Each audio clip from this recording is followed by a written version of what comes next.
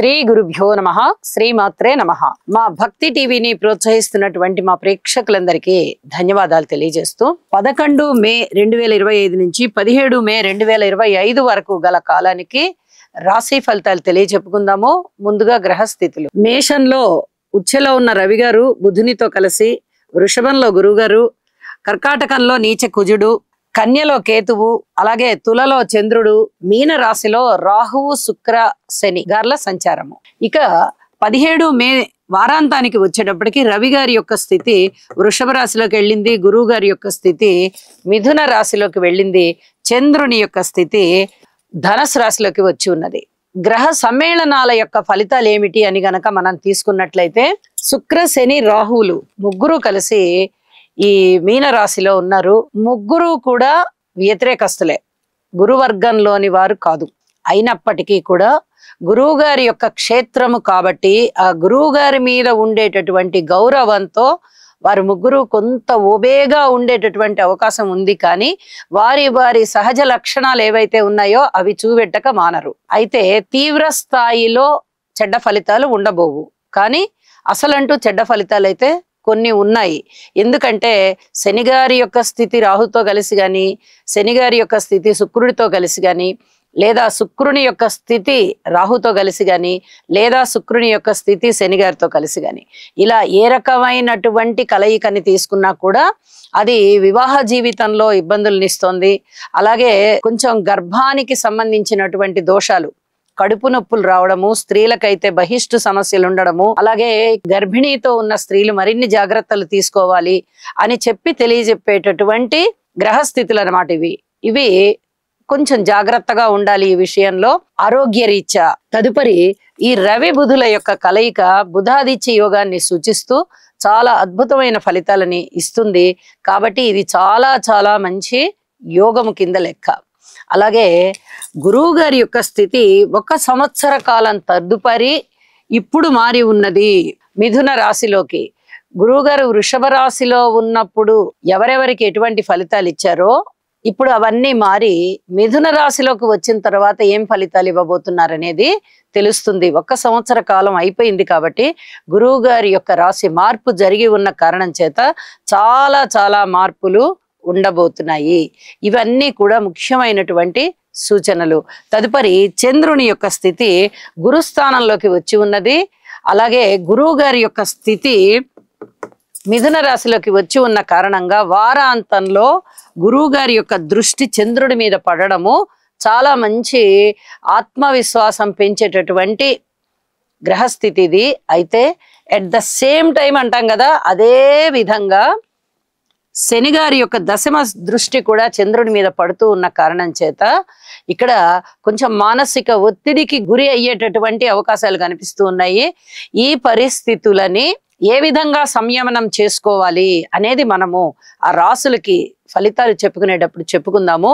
అలాగే వైరాగ్య తత్వం బాగా ఇనుమడిచ్చేటటువంటి పరిస్థితి, శనిగారి యొక్క స్థితి కేతువు మీద దృష్టి ప్రసరించడం అనేది, ఇవి కూడా చాలా పరిహారాలు చేసుకోవాల్సి ఉంటుంది. వీటన్నిటికీ కూడాను ఇవన్నీ కూడా మనము రాసుల్లో ఎవరి రాశికి ఎటువంటి ఫలితం ఉండబోతోందో అక్కడ చెప్పుకుందామని చెప్పి తెలియజేస్తూ రాసుల్లోకి వెళ్దాము. కర్కాటక రాశి. కర్కాటక రాశి వారికి చాలా అద్భుతమైనటువంటి ఫలితాలు కనిపిస్తూ ఉన్నాయి. తృతీయంలో కేతువు బాగున్నారు, చతుర్థంలో చంద్రుని యొక్క సంచారము అంతగా లాభాలను ఇవ్వకపోతున్నప్పటికీ మాతృకారకుడైన చంద్రుడు కాబట్టి మాతృస్థానంలో చంద్రుని యొక్క స్థితి కొంతవరకు మానసికమైన సంతృప్తినిస్తుంది. ఇది చెప్పదగినటువంటి సూచన. అయితే కేతువు బాగున్నారు, తరువాత నవమ స్థానంలో శుక్రాచార్యుల వారు బాగున్నారు, దశమంలో రవి గారు బాగున్నారు, ఏకాదశంలో గురువు బాగున్నారు. ఇక్కడ ఇంకొక విషయం చెప్పేది ఏంటంటే, దశమ స్థానంలో బుధాదిత్య యోగం ఉంది. ఇక్కడ ద్వితీయాధిపతి అవుతున్నారు, ఇక్కడ బుధాదిత్య యోగం ఉంది. 100% ఆదాయం పెరుగుతుంది, ఉద్యోగంలో ఉన్నతి పెరుగుతుంది, మీ ఆశలు చిగురిస్తాయి, అవి అన్నీ కూడా చక్కగా ఫలిస్తాయి, మీ జీవితాశయం నెరవేరుతుంది. శుక్రాచార్యుల వారు బాగున్నారు, రవి గారు బాగున్నారు, అలాగే చంద్రుడు కూడా బాగానే ఉన్నారు, కేతు బాగున్నారు, గురువు బాగున్నారు. ఇక్కడ చూడండి, ఇక మీరు అనుకున్నది అనుకున్నట్టుగా సాధించగలిగేటటువంటి నేర్పు, ఓర్పు, భగవంతుని ఆశీస్సులు మీకున్నాయి. ఇది చాలా చెప్పదగినటువంటి సూచన. అన్నదమ్ముల యొక్క సహాయ సహకారాలు ఉంటాయి, ఆత్మస్థైర్యం పెరుగుతుంది. అన్ని విధాలా కూడా మీరు ఒక మంచి నిర్ణయం తీసుకొని ముందరికి వెళ్ళగలుగుతారు. అలాగే ఊహించని విధంగా లాభాలు ఉంటాయి. ఉద్యోగ జీవితంలో పూర్తి ఉన్నత స్థితిలో కూర్చుంటారు మీరు. ఇందులో ఎటువంటి సందేహం లేదు. ఇక పిత్రార్జితాలు రావడానికి అవకాశం ఉంది. అయితే పుట్టింటి వైపు నుంచి ఎవరికైనా అనారోగ్యాలు ఉండేటటువంటి సూచనలు కూడా కనిపిస్తూ ఉన్నాయి. ఈ విషయంలో కూడా కొంచెం మీ పుట్టింటి వారిని హెచ్చరిక చేసుకోండి. ముఖ్యమైన వారికి కొంచెం జాగ్రత్తగా ఉండండి. ఆరోగ్య విషయంలో ఎక్కువగా ఏది స్ట్రెయిన్ అవ్వద్దు అని చెప్పి తెలియచెప్పండి. ఇక పుణ్యకార్యాలు చేస్తారు, దైవ కార్యాలలో పాల్గొంటారు. ఉన్నత విద్యార్థులకి చాలా చాలా బాగుంది. ప్రొఫెసర్స్, టీచర్స్, ఇంకా ఉపన్యాసకులు, కళలలో ఉన్నవారు ఇత్యాది వారందరికీ కూడా చాలా అద్భుతమైన కాలం అని చెప్పి తెలియచెప్పడం జరుగుతుంది. ఊహించని విధంగా లాభాలు ఉన్నాయి. అలాగే కర్కాటక రాశికి లాభస్థానంలోకి రవి వచ్చేసారు.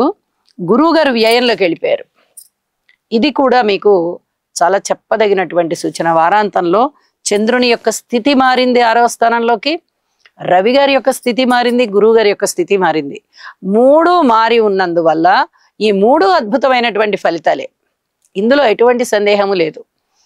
దైవ కార్యాల మీద ఎక్కువ ధనాన్ని ఖర్చు పెడతారు. అలాగే అనుకోని విధంగా లాభాలు ఉంటాయి. రుణ బాధలు తీరిపోతాయి. మీకు కొత్త రుణాలు కావాలన్నా దొరుకుతాయి. చాలా అత్యద్భుతమైన గ్రహస్థితి ఉన్న కారణం చేత మానసికమైన సంతృప్తి ఉంటుంది. అలాగే ఎన్నో రకాలైనటువంటి ఉపశమనాలు మీకు కలగడానికి అవకాశం ఉంది. అన్ని గ్రహాలు వార ప్రారంభంలో ఎంత సంతోషాన్ని ఇస్తున్నాయో, ఎంత లాభాన్ని ఇస్తున్నాయో, వారాంతంలో మారిన గ్రహాలు కూడా అదే బలపరుస్తున్నాయి. కాబట్టి వారం రోజులు చాలా బాగుండడమే కాదు, తరువాతి వారంలో కూడా మీకు అత్యద్భుతమైన ఫలితాలు ఉండబోతున్నాయి అని చెప్పి మరీ తెలియచెప్తూ ఉన్నాను. ఒక్కసారి నవగ్రహ స్తోత్ర పారాయణ చెయ్యండి. మీకు ఇంకా మీరు అభివృద్ధిలోకి వస్తారు. మీ జీవితాశయాలు నెరవేరుతాయి. అన్నిటికన్నా ప్రధానమైనది మీకు పదోన్నతి. ఇది తప్పనిసరిగా ఉంటుంది అని చెప్పి తెలియజెప్తూ ఉన్నాను. శుభం. కేతు గ్రహం యొక్క అనుకూలత కొరకు ఫలాశ పుష్ప సంకాశం తారకాగ్రహమస్తకం రౌద్రం రౌద్రాత్మకం ఘోరం తం కేతుం ప్రణమామ్యహం. ఓం ప్రాం ప్రీం ప్రౌం సహ కేతవే నమః. ఈ శ్లోకాన్ని పఠించటం వలన గ్రహదోషములు ఏవైతే ఉన్నాయో అవన్నీ కూడా నివారించబడి మానసిక ప్రశాంతత చేకూరి దుఃఖ ఈతి బాధల నివారణ ఏదైతే ఉందో అదంతా కూడా మీకు తప్పగా కలిగే అవకాశం ఉన్నది.